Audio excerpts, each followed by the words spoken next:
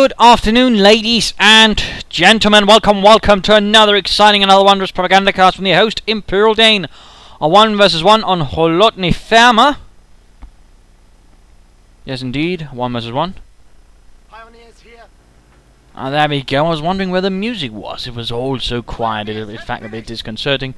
We shall be watching that dashing devil Imperialdane fighting for the Wehrmacht for the Panzergrenadier Division Feldherrnhalle, going up against Igglund of the Soviet Union of the Guards 5th Tank Corps. A brutal 1 versus 1 shall be taking place here. Also, quick slight thing, there was a recent patch out which pretty much means all the replays sent in just became null and void. My sincerest apologies, in particular to those who've already sent in for the Sunday challenge. I hope you can come up with some new replays. I am considerably sorry, but there's not much I can do about it, I'm afraid. So hopefully people can come up with some new replays for the Sunday ambush challenge, where the challenge is in using ambush in an interesting and novel and effective way. And of course, remember to send in to propagandacast@gmail.com and mark it Sunday ambush challenge replay and the email. In the meanwhile, 2 grenadiers out here heading towards the center so far, or at least, you know, more of a southern path. Whereas we do see here that Igglund is spreading out nicely. One force heading north, another one heading southwards. Initial engagement shall be soon. Doctrines are festering armor in case for some reason I feel the need to go defensively, and of course things go slightly wrong, in which case I can call them the Pack 43 Command Tanks. Lightning War, certainly one of my favorite doctrines at the moment. Jaeger Light Infantry, Leaf Infantry, Tactical Movement, Tiger Tanks, and whatnot. And Assault Support, Cargo Trucks, the Artillery Field Officer, Strafing Runs, Tigers, and Fragmentation. Quite handy as well in their own ways. At Igglund's side, we're noticing Guard Motor, Guard Rifle, and some Shock Motor. This land belongs to all of us. So pretty much the box standard, except for Shock Motor, which is slightly rarer nowadays, but not that rare. Hopping back to the Panzergrenadier Division Feldherrnhalle. Pioneers and Grenadiers moving in against a more lone squad. Grenadiers staying a bit of range. Pioneers providing a bit of support as well. That way I can definitely gain the advantage. In the meanwhile, another Grenadier squad moving here. Actually managed to make it into the heavy cover, gaining the advantage against the conscripts. Igglund might want to move the conscripts a bit. This is not really a good engagement for him. And meanwhile, conscripts over here suffering as well. Pioneers and Grenadiers proving quite tenacious foes. MG42 arriving. And conscripts moving up there, but they do need to get out there before it's too late. Nasty losses inflicted, down to 1 squad remaining, but that's not really looking good either. Igglund just needs to get out of there. Down to 2 men, come on Igglund. And there we go. A swift retreat while a 3rd squad of conscripts marches ahead, hoping to delay the fascists.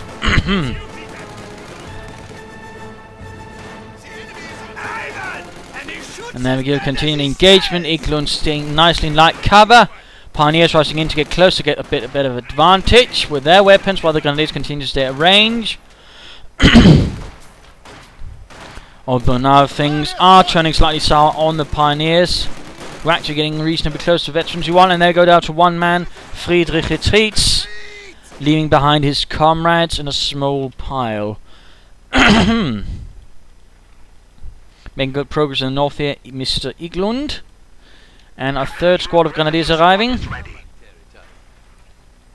And the conscripts retreating, that Igglund realizing that won't lead to much good, retreating this conscript squad in time. Also noting we're already seeing the first aid upgrade up here, whatever you'd call it. Field hospital, allowing his troops to get healed. And of course those conscripts will definitely need it. And there we go, nice progress in the north from Igglund. Conscripts moving in northwards, quickly one goes down. And quickly takes up position behind heavy cover. MG42 covering the centre here, Grenadiers moving up.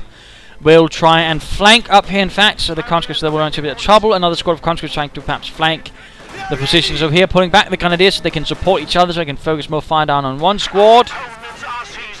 And a nice man there from Igglund, well done, well done. Taking up on the way. And there we go.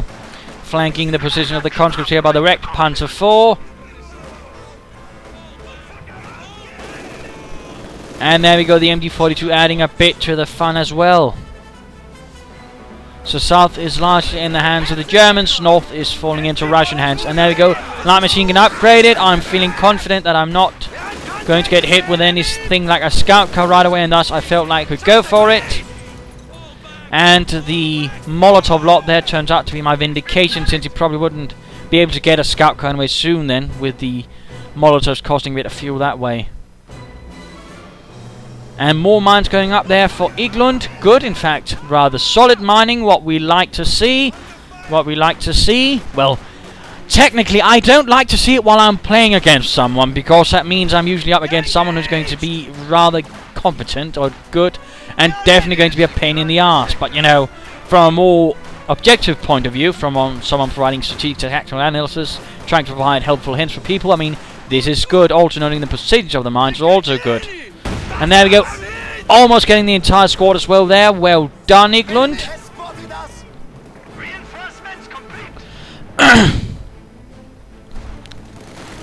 Pioneers doing what little they can to delay things, getting veterans to 1 in the process. Their Schmeissers firing away, but ultimately it shall be a bit for naught. Grenadiers pulling back here, conscripts moving up from the north. And the conscripts moving ahead there, taking a bit of damage from the light machine gun gewehr. Men dropping like flies. No Molotov enough up from Igglund. And a Grenadier squad here. Conscripts apparently not paying quite attention, and like a mechanized company up. Floating a bit of resource here, so I'm a bit unsure what to go for. I'm a bit unclear as to what he's actually intending to do. Which leaves me with a few seconds of a lack of clarity. Ultimately, though, I decide on the Pack 40 for some reason, just in case. I'm feeling otherwise confident. Alternating here, actually go for assault support. At this stage, it's actually been some time since I used it, so I figured I'd want to use it. And immediately I call in an artillery field officer. Though I prefer to just call him the field officer, getting myself a 4th squad of infantry. And this one, of course, can support my other troops. We also know here the heavy mortar has arrived, so that means guards motor for Igglund. Getting a minesweeper because, well, Igglund has gone for mines, so I'm pretty confident that a minesweeper will turn out to be a good investment.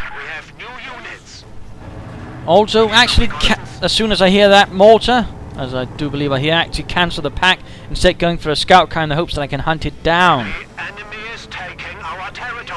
In the meanwhile, assault force moving ahead to sort of corrupt things, while in the meanwhile a squad of guards infantry has arrived from Igglund as well, heading south. Likely why he only went for 3 squads of conscripts and the other upgrades. He was basically saving up resources to call in as much initially from the guards motor doctrine. And in fact this looks very similar to sort of play that some players can do in fact, and which I predicted would happen, which is basically, you know, you just basically upgrade as much from the first, well, the headquarters, and otherwise, you know, you're relying guards motors to provide everything else, which includes guards infantry and heavy mortars, thus getting some kind of nice combined arms force. Trying to deal here with a heavy mortar. And also here, field officer moving in, and there we go, guards infantry summoning a bit from a rifle grenade. And quickly following after. And here I make a bit of a blunder, moving the scout car a bit too far, and get hit by an anti-tank grenade. Well done there by Igglund, gaining his conscript squad veteran T2 in the process. Though thankfully a scout car isn't that huge of a loss. In terms of manpower, it's only 80. And there we go, we are seeing concentrated fire. Overall increasing accuracy and rate of fire of the nearby troops, although we do see a large force. And a bit of rifle grenading going on here. Molotovs being lobbed left and right. Officer pulling back. And moving back towards the MD-42 position.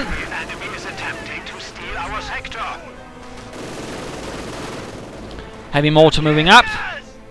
And Grenadiers here ready to move as well. In the meanwhile, also noting here the Pioneers rampaging behind his lines. Harassing, taking away points while he's occupied here. Always something I like to do. Basically detach a small unit to cause a bit of havoc, force him to divert attention and resources towards elsewhere. And as soon, of course, as any resistance appears, I basically just retreat. But there we go, Grenadier squad flanking up with a light machine gun. leaving the conscript squads here caught in that crossfire. Guards infantry moving up. Equipped with light machine guns though. And the church is proving to be less than reliable as heavy mortar rounds continue to fly from above. Yes, sir. And a nice grenade there, almost wiping out the Grenadier squad. Looks like it does manage to successfully escape. And popping over to Igglund. His time to shine. Second squad of Guards infantry, so very infantry heavy approach. Guards tank corps leading with the infantry first. Another Guards rifles infantry squad right there. Rifle grenade against heavy mortar. This one actually fails to do anything at all, and ultimately I end up retreating as I realise the position is awfully exposed. You need something built? But so far nothing else. Again, he's pretty much just relying on the doctrine. He could, for that matter, also consider just getting another heavy mortar that way, setting up a small heavy mortar battery which can provide quite a nasty bit of volume of fire. Area secure. We'll see he's making some progress, returning back. And of course I've got a lot of territory to hold, and I don't quite have the resources to hold it. Guards infantry squad though, rushing straight into an MD-42, being upgraded with the DP light machine guns. And nice hit down the heavy machine gun. At the same time the MD-42 needs to get out of but getting flanked by a conscript squad and might get wiped out. There we go, very bad news for me in fact. Meanwhile, Grenadier squad going after the heavy mortar crew.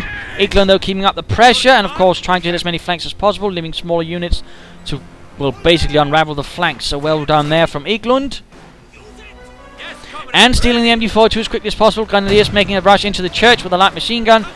Reconnaissance purposes, I want to be sure he's taking the MD-42. He has. And otherwise provide some precision for my Grenadiers to fire away from a little less exposed. And we do see that the conscripts end up taking a punishing beating from the church. Guards infantry ready to provide support. Artillery field officer moving up with his men. And certainly was not uncommon to see German officers leading from the front, which was partly espoused by German infantry doctrine. Of course it also had the slight side effect, very nice in fact, it also had resulted in high casualty rates amongst German officers and NCOs. Rushing into the house, again to get an idea what's going on there. Reconnaissance, always lovely. But a nice grenade right there, quickly killing half the crew and in fact killing the officer in the process. A part of me actually hopes they will add more officers to the game as things progress. Nice rifle grenade there, wiping out almost half the squad. Heavy mortar continues to fire away. And a bit of nice pressure here for the Grenadiers coming in, cutting off resources. Small engagement down here, Grenadiers going to get caught. And Austrian flak panzer out. For some reason I'm feeling confident that I won't be hit with an H-85 right away. Possibly due to all the forces I've seen. Plus I've got a Pack 40. So go for the H-85 actually to punish, or well, the Austrian flak panzer to punish his infantry and his considerably large infantry presence, because I'm quite aware that he does have a lot.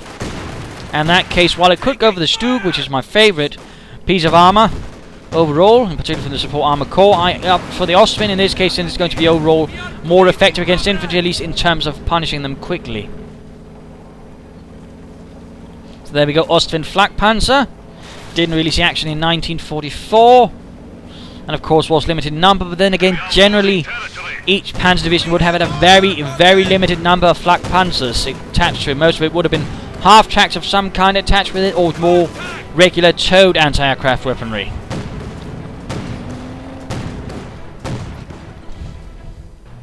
It's a little fun fact there on organisation. At most you'd have a small platoon or company of them, which would basically amount to, I think, less than 10.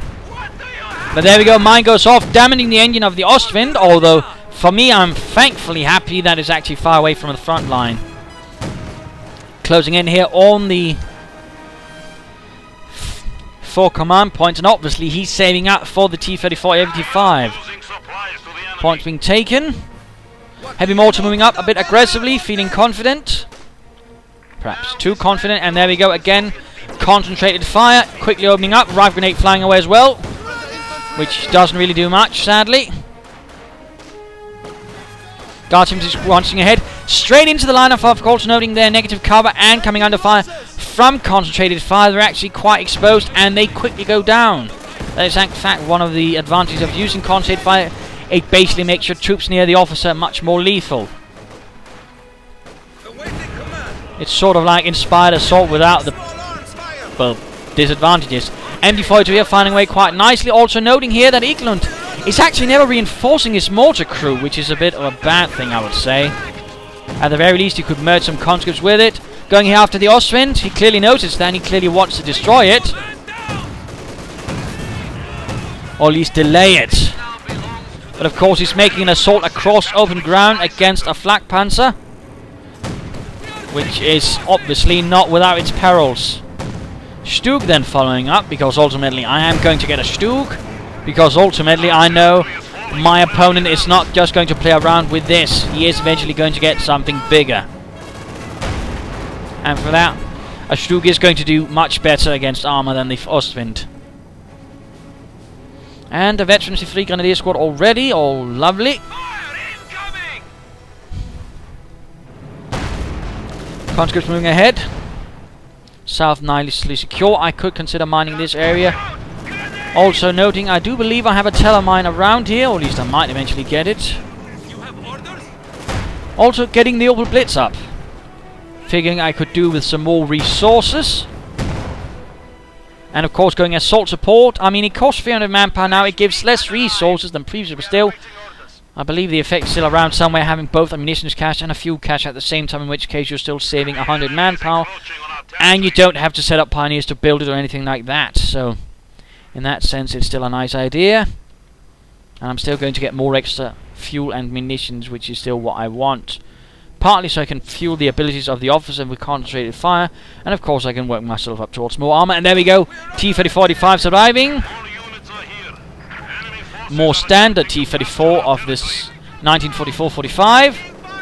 Though still the T-34-76 still had a prominent role because they had built so many damn of them.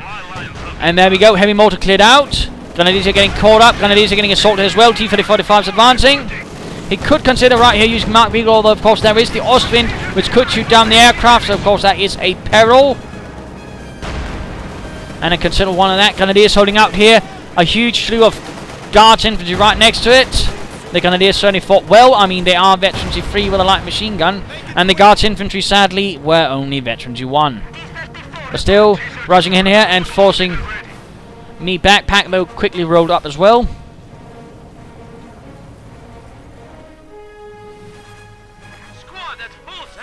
And again, continuing to pressure the flanks there. Well done, Igglund. T-34-85 here, moving a bit too far ahead. Taking a bit of nasty fire there. Meanwhile, the Ostwind moves in here to punish the conscripts down south. Bit risky though. I mean, it's already damaged. Of course, there's going to be an anti-tank grenade, and that ultimately opens up for an opportunity for Igglund to rush in one of his T-34-85s and actually attack. But both of them are damaged, and he's currently both repairing them using the vehicle crew repair training abilities. That, of course, is a good use of the doctrine. Also means he doesn't have to detach any combat engineers to do the job, in particular since he doesn't have any.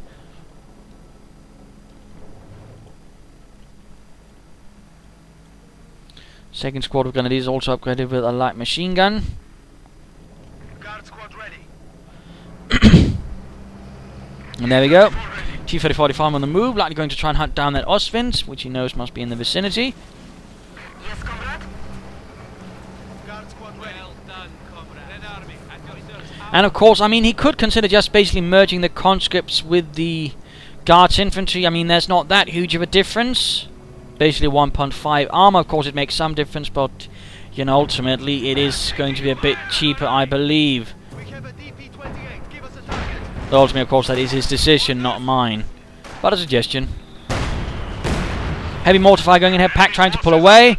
Stug providing bombardment fire against the conscripts. And there we go. Moving in towards the southern victory point. I am quickly engaged by the T-34-45. Igglund quickly and swiftly reacts.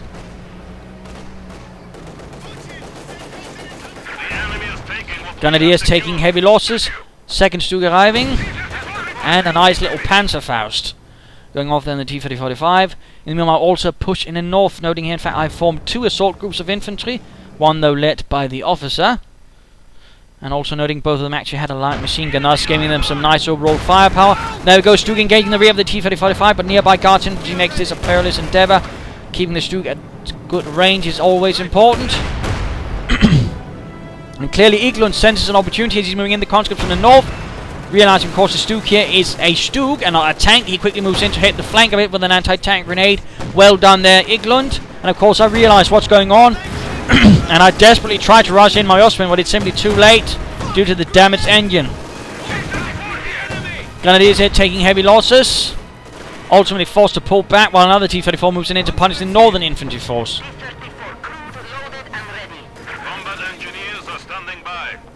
So nasty work there, nasty work. Also time for the mid-game analysis. Current situation is in terms of map control slightly 50-50. Igglund, though, overall I believe has the larger force. He's also got not quite the more veteran force though. I mean, he's only got most veterans. He do have several veterans. He 3 units. On the other hand, he does have the heavy mortars. He's got the T-30-45s, which he's currently actually using in a quite nice manner, spreading it out a bit, so in that sense hitting the flanks, hitting the weak points, so I can't just quickly react to it and lock it down, at least not without actually spreading out my forces too thin. And that's always what I try to do. I try to sort of keep some sort of cohesion. But overall, so far, nice playing there by Igglund. He might lose a few too many troops here and there, but overall, so far, he's applying nice pressure. And of course, he could consider basically just trying to save up resources for another pair of these, in which case he could probably steamroll me, to be honest.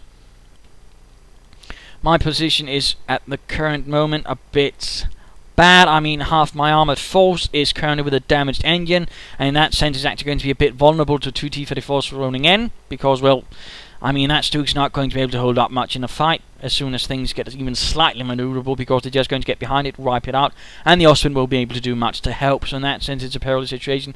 I do have the Stug and the pack here, but at the same time, I have to keep watch over this area, because otherwise I might risk really getting overrun. So my problem is currently I need to stabilise the front. I need to get my infantry back into a more cohesive faction. My attempts at hitting the flanks didn't quite work out the way I intended to. Instead, I'm getting punished currently, which of course is well done by Igglund, and of course I need to pull things together. I also need to deal with that mortar, which is really causing me quite some grievous harm, and one of my solutions so far is getting a mortar of my own, although I'm going to have to sneak it relatively close to be able to hit Igglund's mortar. So some issues here and there. Otherwise I need to get this repaired and pulled back as well. And of course I might want to consider mining around here or here. Also noting here there's a telemine, because I'm slightly worried he might try to flank up from here and get behind my forces, in which case a telemine right here might just save the day. Which of course is always a handy use of mines, covering your flanks, covering alternate approaches, where you don't necessarily want the enemy to arrive right away. So that is something to consider. Otherwise, I mean, Igglund could consider getting something from either the Weapon Support Company or Special Rifle Command, perhaps some snipers, penal troops, scout cars, or perhaps some machine guns or field guns. Perhaps something a bit extra. Otherwise, I mean, the overall unit composition isn't too bad. In particular, once he stole that MG42 from me, he's got a nice, decent combined arms force. Though he might want to consider reinforcing this heavy mortar crew a bit more fully, or at least merging it, so it will be a bit harder for me to actually deal with, because it's down to 3 again, which of course also means it's only going to take a little less, not too much damage for me to clear it out. But let's return to the fight. Return to the Panzergrenadier Feldherrnhalle. T-34 forcing away the grenadiers and the officer. Well done there. Noting that the strafing run is available. The Tiger tank is also as well, but I clearly don't have the fuel for it or the manpower anytime soon. Ostwind doing what he can. Rolling in.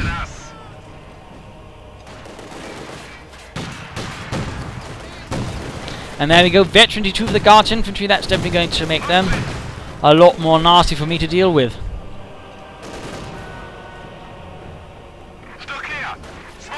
And looks like he might try and hit the Stug as it's trying to pull away. But at the same time, he needs to be careful as they're going to be right in front of it. And by right in front of it, I do mean right in front of it. And there we go, nice hit. While the Ostwind continues to provide more fire, and veterans 1. Pack 40 actually moving in. I'm a bit worried he might try to rush in. in which case the Pack 40 could provide some nice covering fire. And we do see that the two T-3045s are being lined up. We also know that company squad has arrived again for Igglund. And of course mortar moving up, officer and grenadiers moving in towards the centre. Troops here getting suppressed. And there we go, T-34-85 moving in. First shot bounces off the Stug.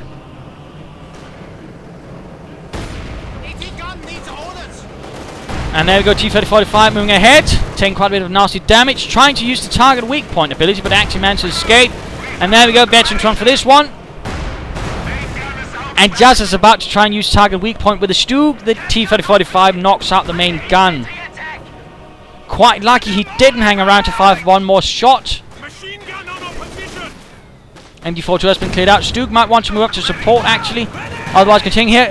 Grenade, collapses the building straight on the grenadiers. Quite unfortunate. Officer and grenadiers continue to fire away. Veterans free of, veterans free and the concentrated fire really making those grenadiers lethal. And T-3045 moving up to flank. This is bad. Stug needs to pull away. And looks like he doesn't actually pursue. Igglund is actually a bit cautious here, which actually gives my Stug time to get back. And target weak point. There we go. Stunning the crew for 5 seconds. And allowing the Stug a free shot. Well, in this case not, because the T-34 made it up beyond the range of the Stug, so that was a little less fortunate. Still, good unit preservation from Igglund with the T-34-85s, although he's not really been able to do some serious damage to me yet, or at least kill a lot of my infantry. But he's definitely keeping me on my toes. He's also forced me to basically give up in the north because I realise I can't hold that much territory at the moment. And the T-3045s also provide him with something to quickly punish me for my harassment. I also need to reinforce these grenadiers and getting a Panzer IV because I realise at this stage I might want to get something a bit more mobile to help deal with the T-485s. Also, fun fact, Panzer Grenadier Division Feldenhalle was one of the few Panzer Grenadier divisions which actually had tanks, due to its slightly more elite status, which did warrant it actually getting tanks.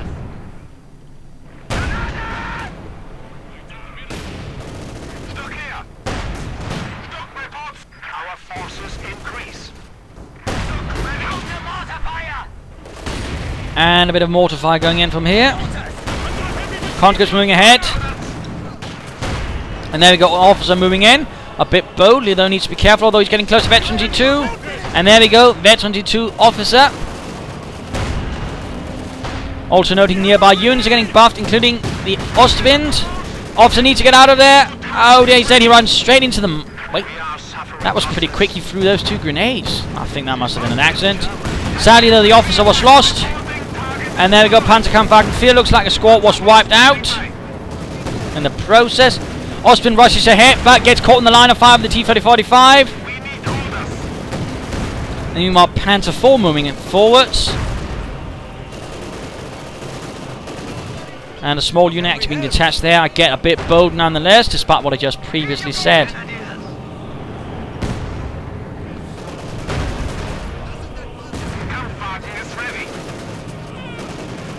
And trying to get the heavy mortar here, although a bit unsure if I actually have a chance, and I actually do. Soon both T-3045s for Igglund will be ready, allowing him a fresh push. But of course he has to begin worrying about the fact that my troops are getting more and more veteran. And another officer. I actually quite like using the officer. And a part of me do wish we had a more regular available officer like in Company of Heroes. Just, you know, useful like this one.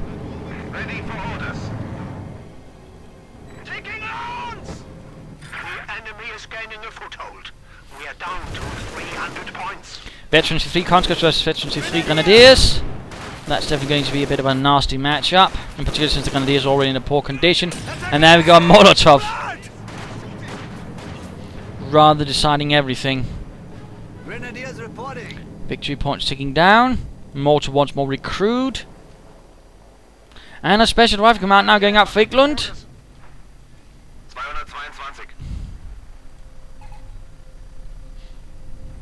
And sadly I lost the Grenadier squad to a mine over here, which actually means I'm quite low on infantry at the moment. Officers can now be called in to rally our troops.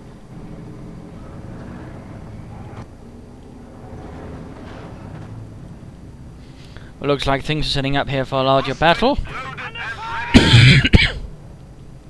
And there we go, Guards Infantry leading the way. Panther IV taking the first few hits. Ostwind and Guards Infantry, Stug moving in.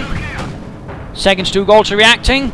Looks like a larger battle royale of the armoured kind is going to take off here. Stug gaining veterancy too. Also target weak point. In fact, managing to not do it to both because they're so close to each other. Actually didn't know that was possible.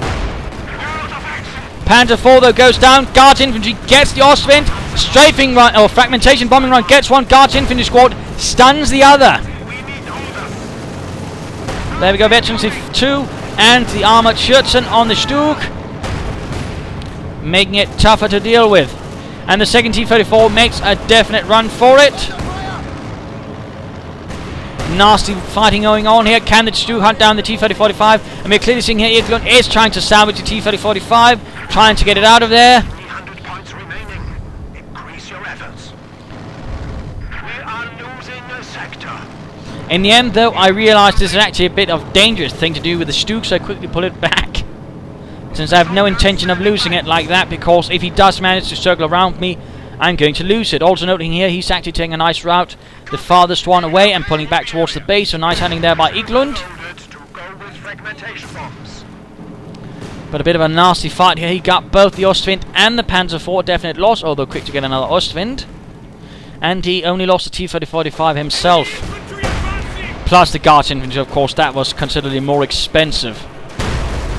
Conscripts advancing ahead. Grenadiers and officers doing what they can from the flank.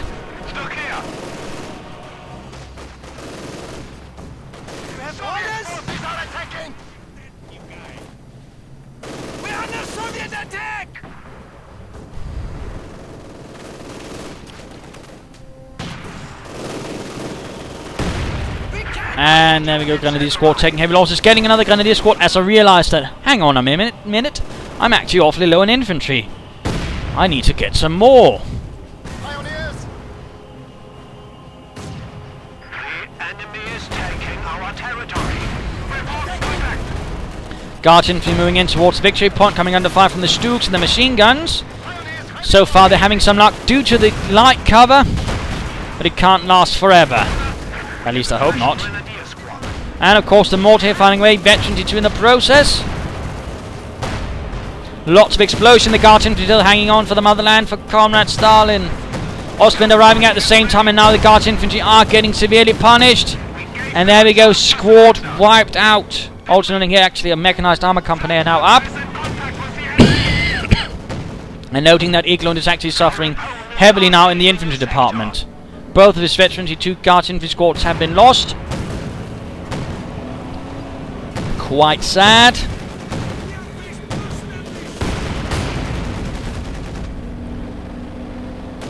And running straight into the T-3045.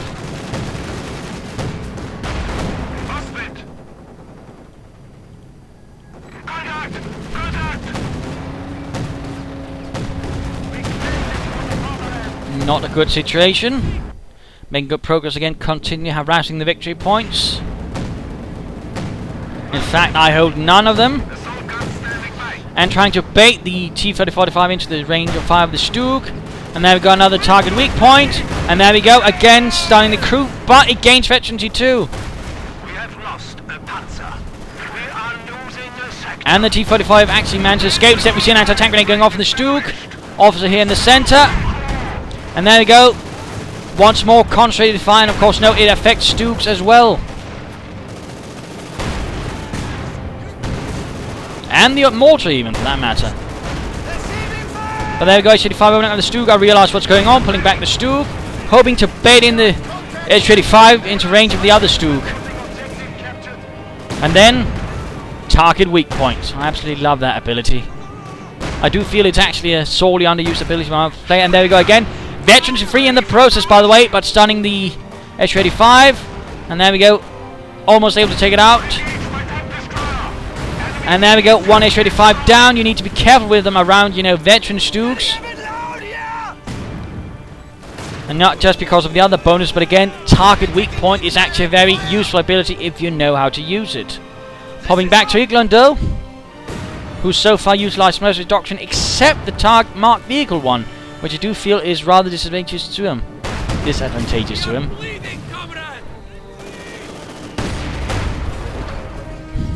Supply sector under attack. Do you need something? You need something. Pushing up north there, well done Igglund.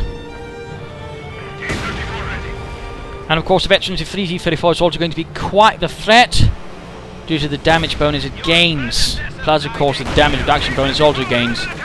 And there we go, Pioneers getting slaughtered. Another H85, looks like Igglund is getting caught up in those.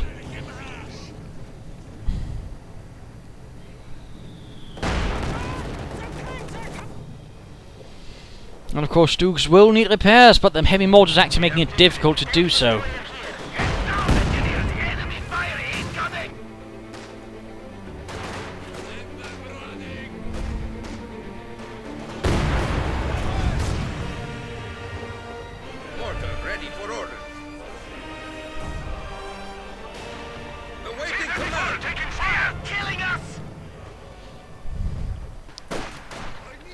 And there we go, with the officer on hand.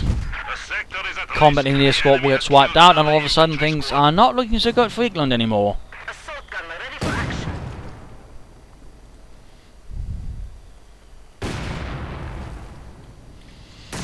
But actually pretty rare to have a veterans who flee Stug, not that I... So of course, quite lovely when you do get one, in which case it's actually going to be very, very dangerous. Church finally collapses. Mortar crew though was pulled back in time. And there we go, slowly moving forwards with the H85. Opening up there on the Stug. Other one going to move up due to actually having functioning speed and of course target weak point. So there we go. Pioneer Squad though gets wiped out. But H85 nonetheless actually ends up with a damaged engine. And another one down. Another one bites the dust. And the other Stug gets Veteran 2 as well. And proceed to wipe out the H85 to ensure my opponent doesn't get his hands on it. And actually using his veterancy ability to take points. That's good. That's really good. I actually think that's something so players also neglect to do with the tanks. They can actually take points. It can actually be used for harassment if you want to. Stug are called in to provide support for my Stug in this case, since I have no infantry to support it. And I know the Stug is low on health. There we go, a third H85. Igglund looks to be just trying to basically do anything. T-35 moving in to attack from the north.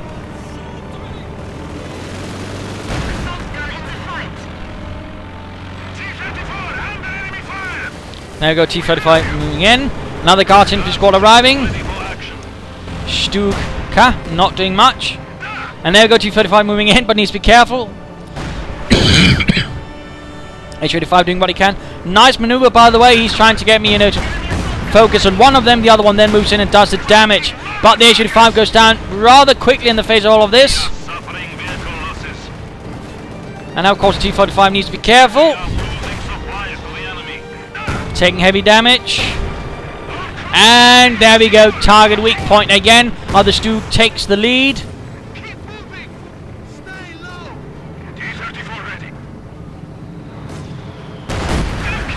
And there we go, the final T-35 goes down, and a Tiger tank rolls in from a nearby Schwerer Panzer Abteilung. Figured I might as well get something that might persuade Igglund to the fact that I have won this fight, as he was certainly hanging in.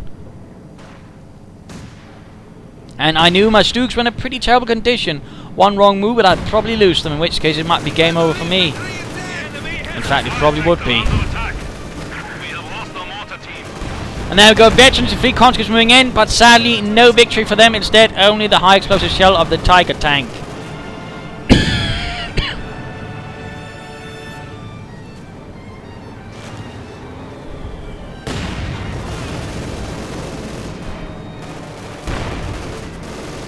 and then proceeds to miss its next target.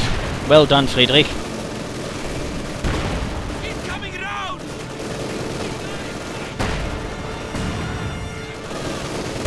Man down! An attempt at another HU-85, but no real luck. Also a lot of munitions he's floating. But there we go, game over. Igglund would like to add that he felt like he played like crap throughout this match.